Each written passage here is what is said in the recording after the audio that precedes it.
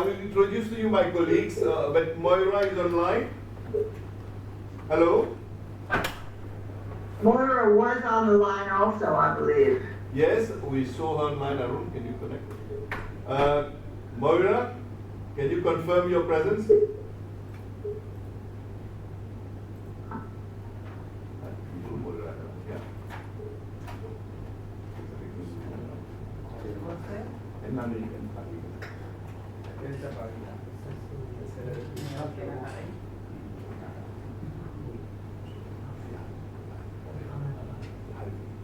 Okay, Moira.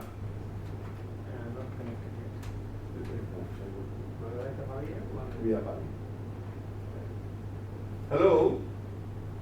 Any problem, Arun? No. Jan, what I suggest, we'll try to connect with Moira, but in the meantime, we can start with you. Is it okay? All right, fine. Oh, Moira, Fine. are you online with us? No, All fail, okay. Yeah, let's start. Fine. So I wondered if you have the diagram Yes. and the agenda. Yes, we have it. We have the agenda. We've given circulated agenda and all the documents that you sent us. Yeah. And does each of the people present have a copy of the diagram? Yes, we have circulated to every member of the board a copy of the diagram, also purposeful life, no? The progressive, purposeful lives. Let me first introduce you and then introduce my colleagues here, and then you can start, and hopefully we'll get Moira to join us. Well, our distinguished guest speaker for today is Jan Ivory, PhD. She is, after a career in city planning and administration, Jan earned a PhD in 2001 at the age of 69 with a dissertation on productive aging in rural communities. Since then, she has focused on raising awareness about new opportunities and challenges for older adults based on 21st century trends and research. Jan has co-founded several thriving networks that support positive aging, including the Vital Aging Network, the Shift Network and the Global Exchange, the Parsiton Network. As a Purpose Prize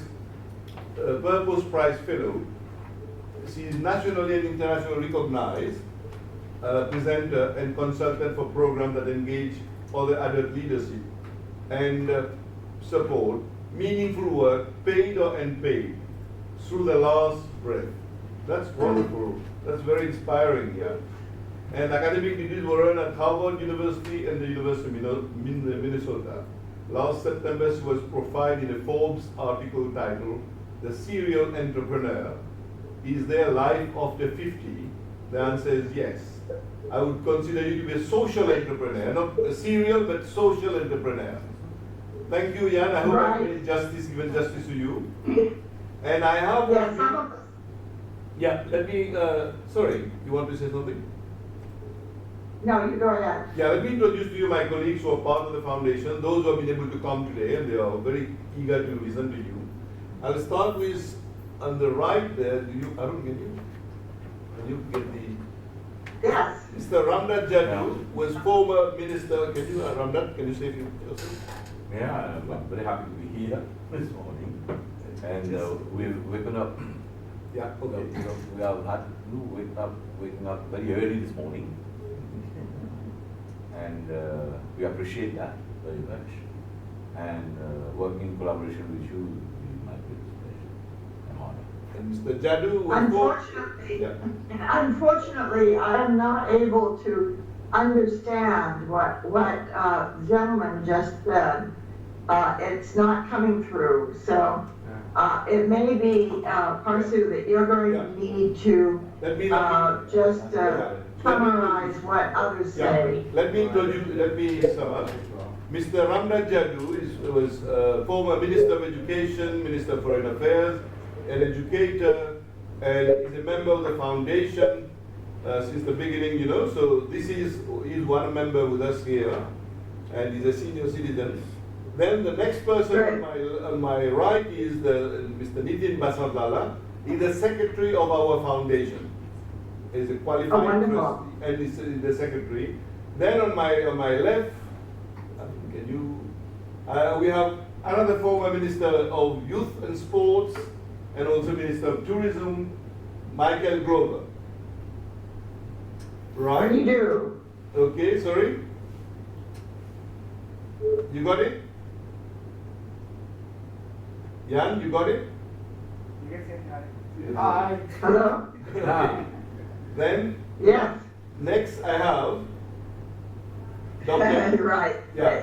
Next I have Dr. Yusuf Modabakas, who's a great scientist and a world leading figure in these areas, and a good friend. We've been together for many years, and he's agreed to be part of this foundation.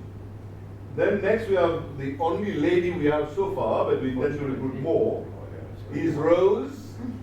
She's called Felicite, but she prefers to be called Rose, and she's also vice president. Hello, Rose. Hello. Yeah, she's a member of the foundation, but also she is also the vice president of Universal Third Age Mauritius. And the next is another senior, very eminent person in the education field. He is Professor Sudhar Sanjagesar, who was chairman of the University Council, and but has occupied leading position internationally, just like Yusuf, at the UN and at other international organizations. So this is the team that we have who are present today. Some others could not be. And then the rest of the team are the members of the foundation's team, volunteers, secretariat, and so on.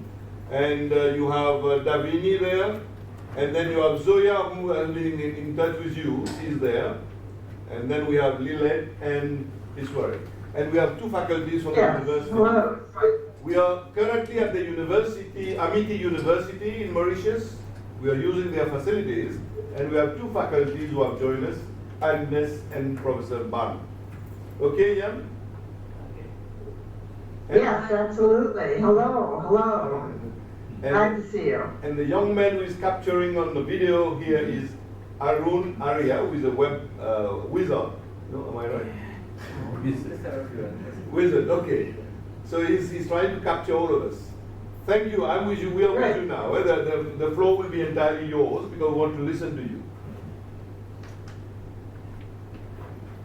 Yeah, we have the agenda, so we'll leave you to. Arun, you couldn't connect with. Hi. So do I understand that you do not have Moira on the phone now? No, we're still trying. It declined. We'll try to call him again. Yes, all right, fine. Well, let me just go ahead and I'll tell you how impressed I am by the, and by the way, the camera is going in and out, so it blacks out now and then. Don't worry, I suggest. But can you? We'll Okay, make it good. better next time. Fine, thank you. I wanted to tell you how impressed I am by the Mauritius plan.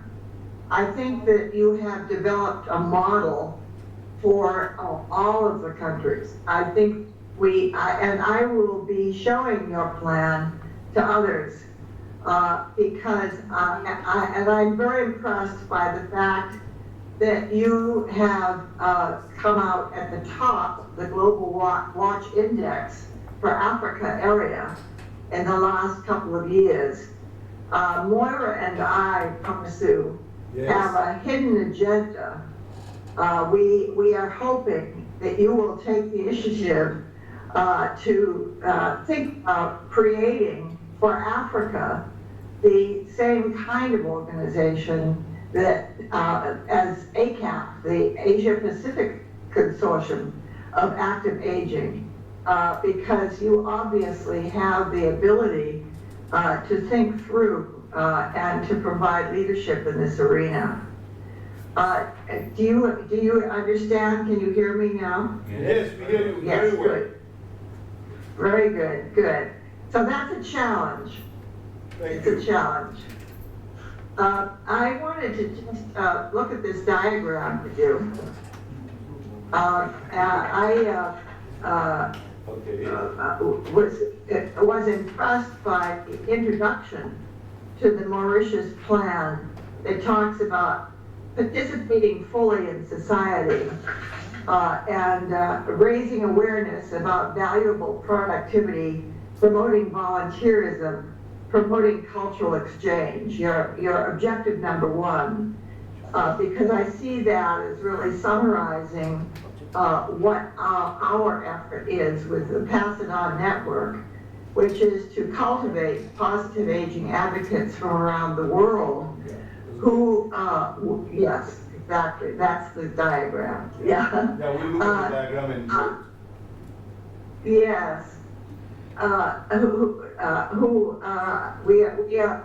We need to get together in order to be able to combat ageism and to create an environment for positive predictive aging, both for the benefit of older adults themselves and for our society. What this diagram says is that purposeful lives create public good for everyone. Though people who are involved in meaningful work, feeling that they are contributing, whether it's paid or unpaid, feel better about themselves, go to the doctor less, and live longer. So it is good for them to have this sense of purpose and to feel that they are productive. Similarly, it is good for the society because we, in my country, in the U.S., we cannot possibly afford to support all the services needed by frail elderly people without help from our older adults caring for themselves and caring for each other. So purposeful lives create public good for everyone. And the question then is, what is our strategy to be able to encourage this active, healthy living, social engagement, and meaningful work? Well, first we can look at developing new norms and attitudes. Do you see there on the top left side of the diagram, where we say we need to establish the expectation from the time that we beginning with children in elementary school, for them to understand that they're very likely to be living until the age 100, and that they need to be thinking about planning their whole lifespan. It's a life course perspective. We need to provide new opportunities to be able to provide more flexible employment, to be able to provide part-time work opportunities, and to be able to also see that caregiving is a responsibility that needs to be assisted. We can't leave it to families to do all of the care. But none of these, the hopes, this vision for productive aging cannot be realized without the enablers that you see at the bottom of the diagram. We need to have good health care and good economic security, lifelong education, transportation, technology, and this can be, these changes can be made, if you see these arrows, by changing structures, through research, through changing policies, changing practices, and it takes what you see at the bottom of this platform. We need to work across sectors, across disciplines, and across generations on the effort. So I feel that your comprehensive plan is excellent, and I wanted to bring to your attention some programs, innovations that may be helpful in relationship to some of your objectives. For example, and let's move now to 1-2. You talked about promoting health and well-being. I talk about the six dimensions of and this may be a useful approach. I talk about 6 dimensions of wellness and the ability of every one of us to exercise each one of these dimensions of wellness. We're already familiar with the challenge of developing physical exercise.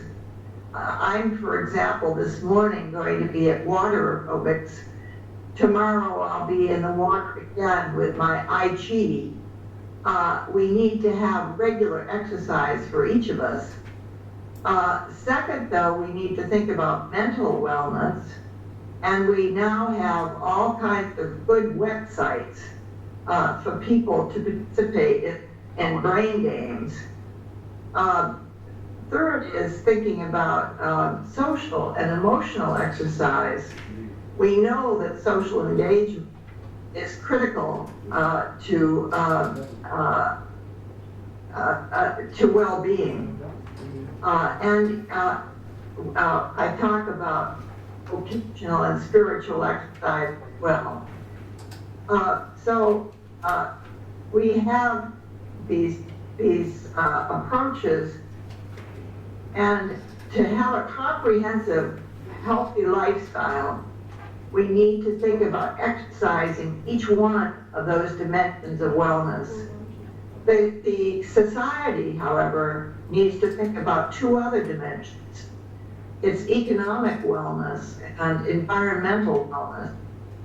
If there are environmental problems, the individuals have no control over, must depend upon the society around us to be sure that there are opportunities for economic security and for environmental health. Excuse me, Jan. Moira is online. We're Yes. trying to add her to the list. Okay, just 1 second. Excuse me. Go ahead. Hello, Moira. Yes, Pastor. Oh, you're welcome. Very happy to have you. Thank you so much. Bonjour et bienvenue. Oui, merci beaucoup. Allez, okay. Merci. Thank you. Now, I will let Jan I'll just listen continue. to the beginning of the meeting. Yeah, so we'll continue and then I'll give you the floor. Huh? Excellent. Aaron, carry on. Let Jan continue. Okay, Jan, you can continue. Huh? This call is on hold, so Hmm? Okay. I'm adding her to this call now. Okay.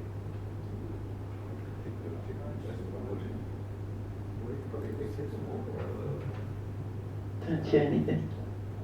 Okay.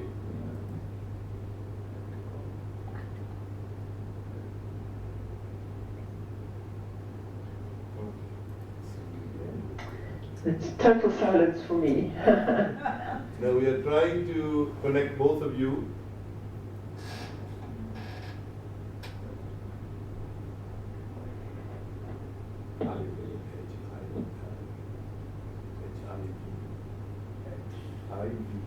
Move your chair there.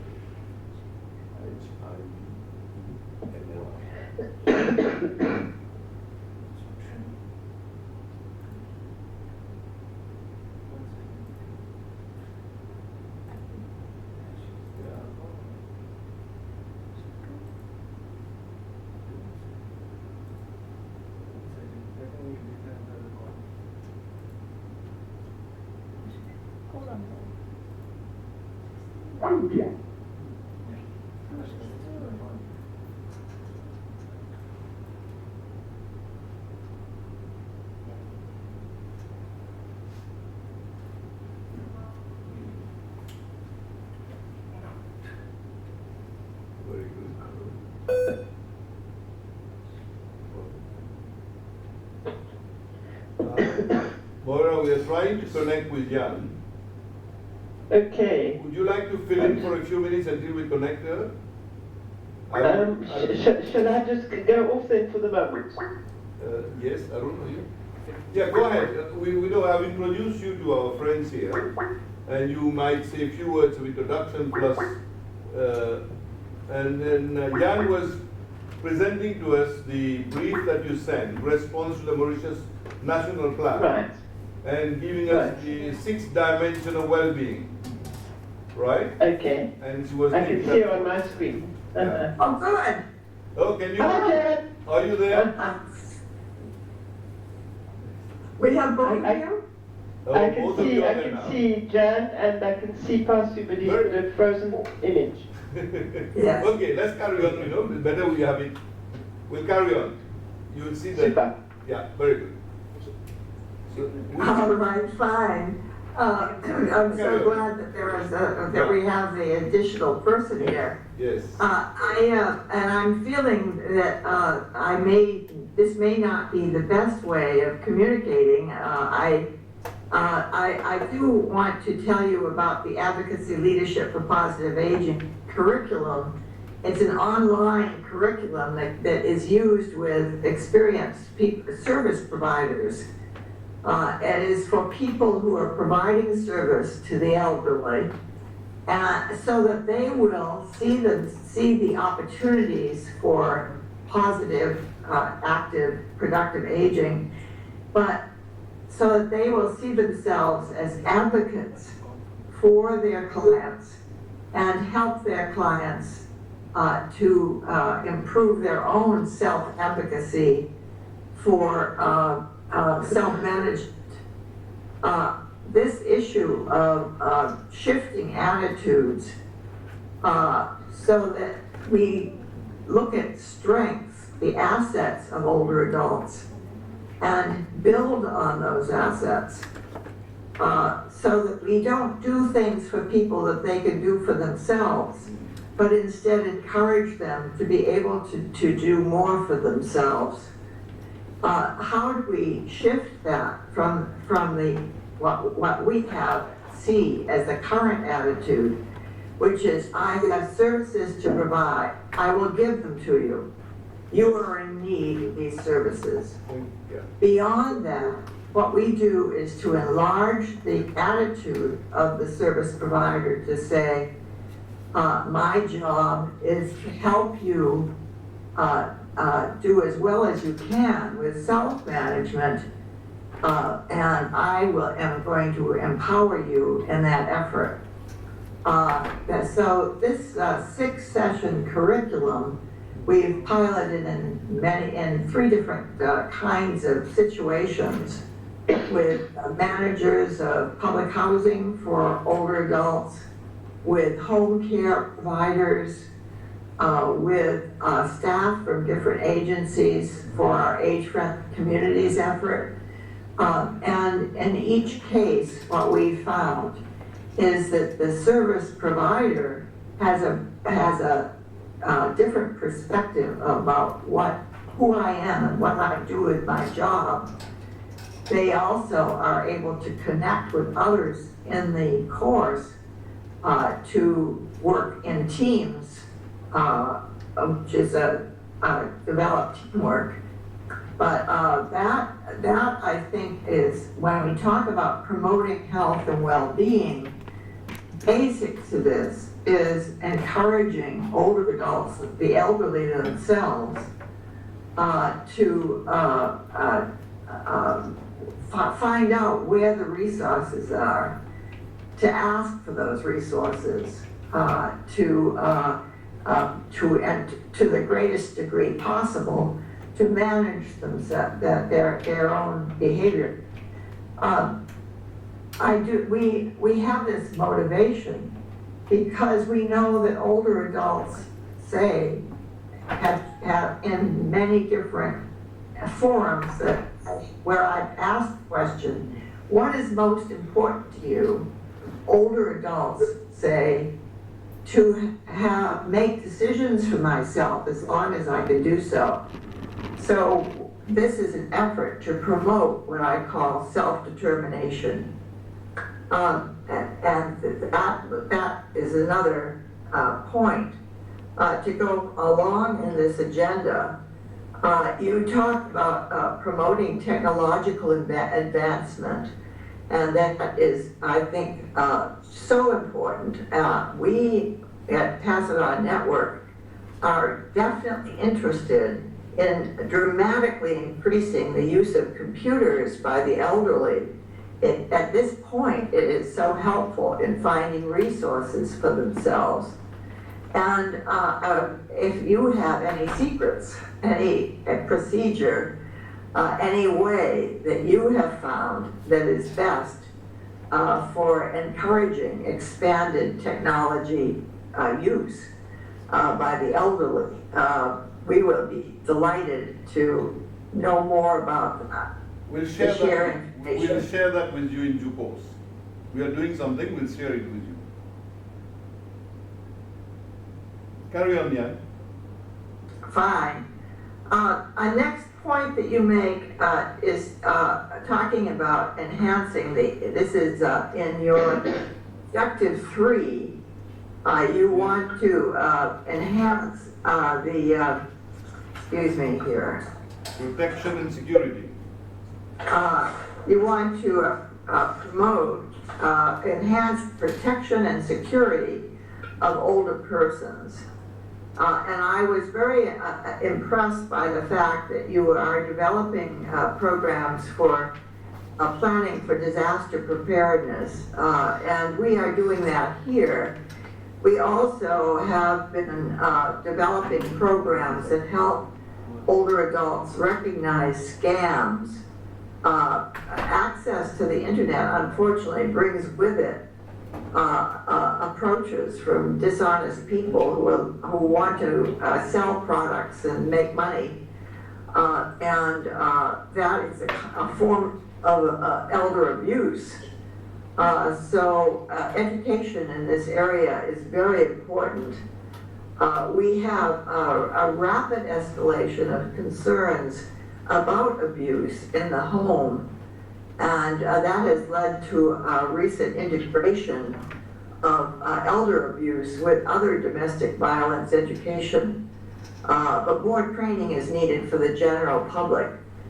For example, through Tacit Network, our liaison in Argentina, in Buenos Aires, has been doing some very interesting research on abuse by sons who live at home, who are still living at home with their elderly parents. And there's new research, I think, that is exposing kinds of abuse that we must be more aware of as older adults. I read an excellent paper alerting our hospitals, emergency rooms, about signs that they could notice, signs of elder abuse. So when I've been reading about Mauritius, I've been extremely impressed by the fact that for 2 years running, your country has been at the top of the age index for the Africa area. And Jan and I were talking the other day, and I said, wouldn't it be an idea if Mauritius were to take the lead and form an African active aging consortium? And little by little, we'd have these regional active aging consortiums, and we'd be able to build together and create something really extraordinary. Because as Janet said, the whole thing is that we're living in real time, day to day, the active aging, positive longevity revolution. Every country in the world is impacted by this phenomenon, and never ever has it come home to me more forcibly than in Japan, where in a couple of decades, 40% of the population will be over 65. And where the biggest problem, it's the plus 80 group, and never mind the plus 80 group, but the plus 100 years group. And we talk a lot about intergenerational. but our intergenerational is not necessarily grandparents to grandchildren. It is also my generation. I'm coming up to being 70. It's me up to people of like 90. I have a 90-year-old friend who's very dear to me, and she needs some help now. So this is also my intergenerational, and I think it's just so important. And that is our challenge, or our dream, to see Mauritius taking the lead for Africa in forming just such a foundation. What do you think? Well, it's a good challenge, Moira and Jan, and we'll certainly think about it. And I'm seriously thinking about the Washington DC conference, 25th, 27th August, and I will try to convince my colleagues here, at least some of them could join and we can be part of that, following which we can take that initiative further. We are working in some African countries already under the Universal Third Age, and I'm sure we can get it, kick off in due course, right? So that's something we'll work on. It's a new challenge you're giving us, and I'm sure my colleagues will join me and see how best we can take it forward. So we accept we accept the challenge. I wanted to Accept the comment. challenge. I wanted to comment that Moira is, of course, from South Africa. Yes. And we have a very strong group of colleagues in South Africa. We would be able to help in making connections with different representatives in Africa. This would be good if South Africa and Mauritius can, take it forward together with others. We have also other countries. So these two countries can play a good role. That would be great. So Moira, you have a job for you now. Huh? Okay. Sorry, go ahead. Go ahead. We are listening to you. Okay, fine. I just wanted to I don't know what the word is, but maybe salute or congratulate or just be so happy about the fact that we can be together today through the internet and just tell a little short story about how in fact we all land up to be here together today. Because it's just quite amazing. I've only known Pasi for a very short time, and I feel I have a friend. And this is what's been my experience with this field since I became first involved in about 2007. It's just an amazing field. One of the main things that I find in working in this field is that we've moved into a land where egos are not important. And that is such a difference from the professional world. We're all mature now, and our egos are something that we have learned to sit upon and do things for the common good, and I find that is really an overriding issue for myself. But let me get back to my little story. As Joan said, I am South African. I was born in South Africa, lived in South Africa till about age 32. My basic training is journalism and public relations, and then I went to France, and I've been in France ever since, almost 40 years now. And my family is all in South Africa. My 2 brothers, 8 nieces and nephews, and 7 little ones. And I love my family, and I go as often as I can. And we have this thing that we'll get together from time to time on family holidays. So in September last year, the whole family, like about 22 of us, leapt on a plane and flew off to Mauritius. And in preparing this trip, I said I must be able to meet somebody. So I went onto the internet, and I came across a reference to Sivalinga Subramanian. And he appealed to me so much because he was preparing his PhD at age 72.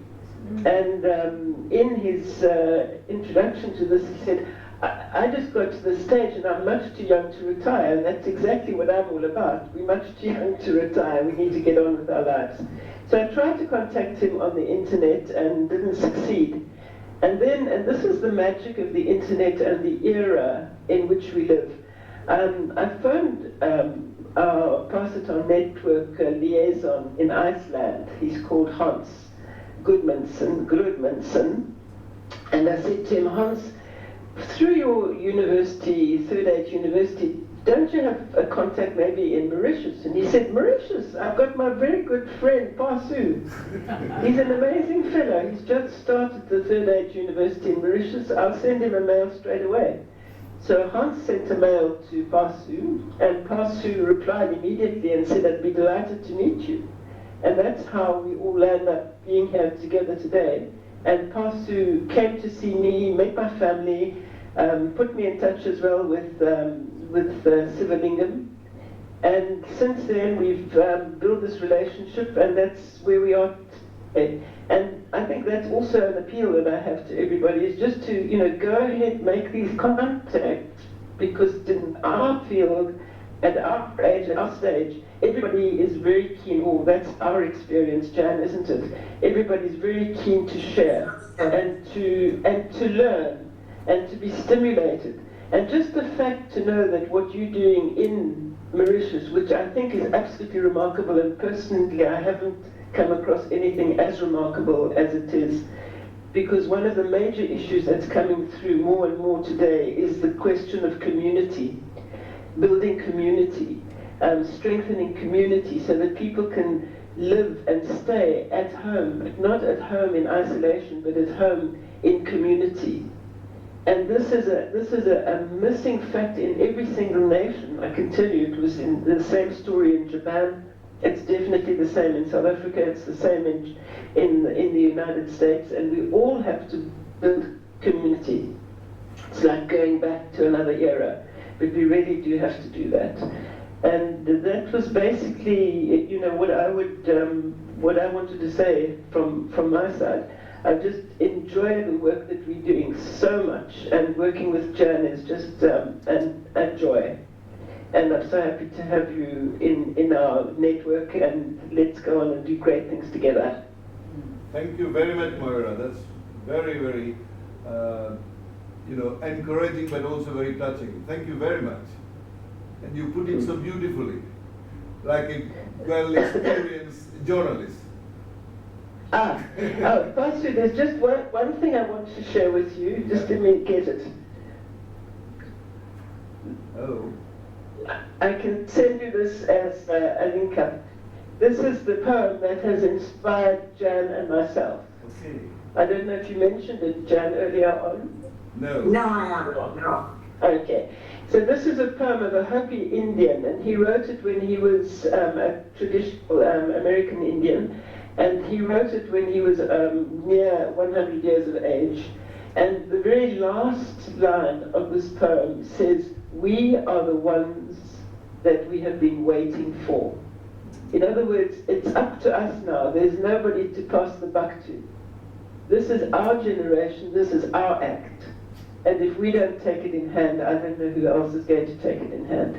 And then I must add this, because this was just so exciting to get this. In Japan, Professor Takeo Ogawa quotes a Japanese poem, and the Japanese poet says, "There's no road behind me." And this just seems to tie so very well with "We are the ones we've been waiting for." Yes, it does. Thank you very much, Moira. You have to share the poem with us. Yes, I will, and I'll share Professor Ogawa's poem as well. Please, thank you. Bye. I share with all of my colleagues here. Okay. Yes. By the way, the story of Morris Camp will be in our next newsletter, which will come out in a few days, and I would like to suggest that all of the participants in your meeting could go to our website and just put in their email address right on the home page to subscribe to the newsletter, so they'll be able to see that story. Okay. Shall I just finish up then? Yes, go ahead. Pursue it this time? Yes, please. Okay. Okay, fine. I wanted to talk about your objective, which was to 7, which is to here we are. Foster Foster productive aging. And I wanted to, you mentioned that you have, want to be able to show that elder productivity. Now, I wanted to tell you that this is my field actually, and I have developed a productive aging survey in which older adults are asked what they do. That is in what I define as being productivity with economic value. It is to show their value to the community and what they are doing now. So it's much, productivity goes way beyond employment. Yes, it's good if we can be paid for it, but when we're volunteering, we're also doing beneficial work for the community. When we take care of our grandchildren, when we take care of people who are sick and disabled, caregiving has economic value to the community. So what this survey does is to ask people how they're using their time, and it also asks them then about their feelings about themselves. Are they healthy? Are they feeling in control of their lives? Are they satisfied in their life, etc.? But that was the basis of my PhD work. And I found that the people that with whom we were doing in-depth interviews, hundreds of people in structured sample, research sample, were amazingly productive. They had to be, because this was in rural